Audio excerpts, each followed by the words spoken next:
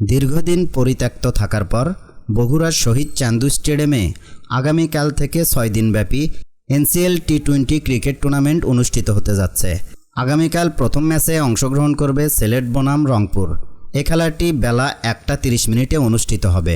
তবে আজকে থেকে টিকিট পাওয়া যাচ্ছে বগুড়া ওয়ান্ডারল্যান্ডের টিকিট কাউন্টারে। সাধারণ গ্যালারি 50 টাকা এবং ভিআইপি গ্যালারি 100 টাকায় বিক্রি করা হচ্ছে। টিকিট কাউন্টারে তেমন ভিড় চোখে না পড়লেও 2-4 জন যাদেরকে টিকিট কিনতে দেখলাম সবার হাতে 4 থেকে 5টি করে টিকিট। অনেকেই হয়তোবা চিন্তা করছেন আগামীকাল এসে এখান থেকে টিকিট সংগ্রহ করবেন।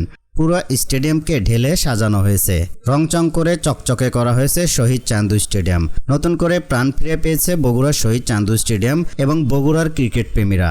আশা করা যাচ্ছে কালকে প্রচুর পরিমাণে লোক উপস্থিত হয়ে জানান দেবে যে বগুড়া স্টেডিয়ামটি বিপিএলের জন্য উপযুক্ত মাঠ ছিল।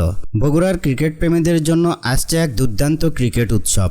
শহীদ চান্দু স্টেডিয়াম বগুড়াতে হবে 6টি রোমাঞ্চকর ম্যাচ।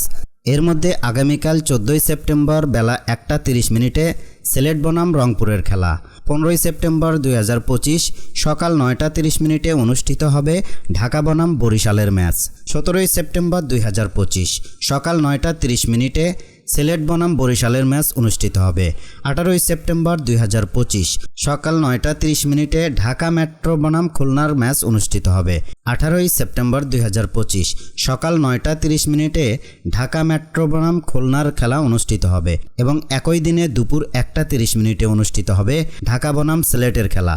এবং সর্বশেষ খেলা 19 সেপ্টেম্বর 2025 সকাল 9:30 রংপুর বনাম বরিশালের খেলার মধ্য দিয়ে বগুড়ার শহীদ চান্দু স্টেডিয়ামে পদ্মা নামবে এনসিএল টি20 ক্রিকেট টুর্নামেন্টের।